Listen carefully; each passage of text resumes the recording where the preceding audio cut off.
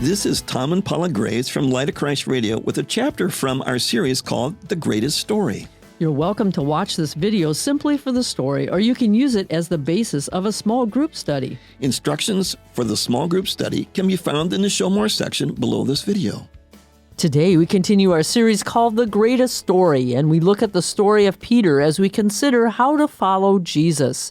Today's story is from John 21. Well, Paula, to set the context of our story, consider what the disciples had experienced over the last few weeks. The triumphal entry into Jerusalem and a supper with Jesus that proved to be his last. A supper filled with mysterious actions and words, and the sudden departure of a trusted friend, one of their own.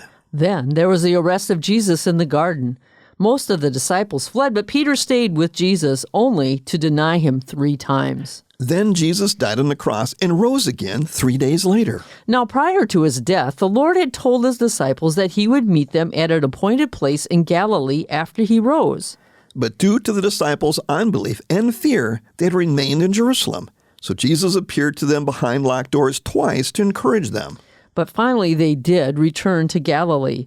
But as they waited there, they remained unsure and confused. So they did what they knew how to do best. They went fishing. Which brings us to a story from the Word of God. Later, Jesus appeared again to the disciples beside the Sea of Galilee. This is how it happened.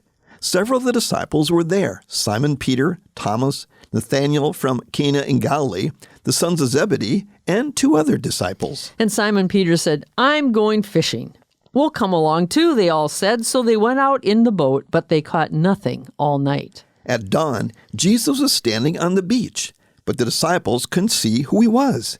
He called out, "Fellows, have you caught any fish?" "No," they replied.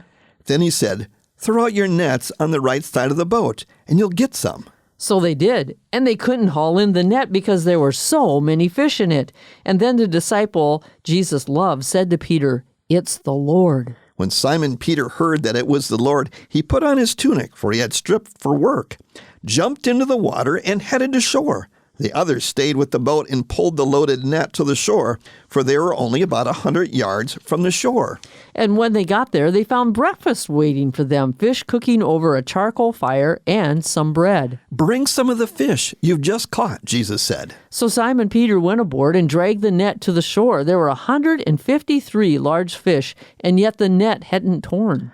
"Now come and have some breakfast," Jesus said. None of the disciples dared to ask him, "Who are you?" They knew it was the Lord, and then Jesus served them the bread and the fish.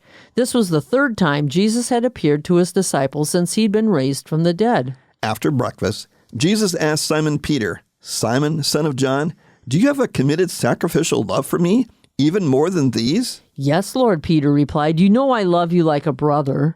"Then feed my lambs," Jesus told him. Jesus repeated the question, "Simon, son of John, do you have a committed sacrificial love for me?" "Yes, Lord," Peter said. "You know I love you as a brother." "Then take care of my sheep," Jesus said. A 3rd time he asked him, "Simon, son of John, do you love me like a brother?" Peter was hurt that Jesus asked the question a 3rd time, and he said, "Lord, you know everything. You know I love you like a brother." Jesus said, "Then feed my sheep. I tell you the truth, when you were young, you were able to do as you liked. You dressed yourself and went wherever you wanted to go.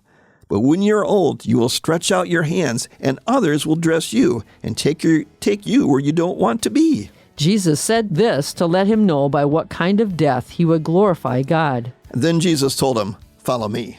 And this is a story from the Word of God. If you're using this video for small group application, after you've watched this video, try retelling the story from what you have heard. Then read the text. Discussion questions are below in the Show More section. We hope this will help you on your journey of life. Be blessed.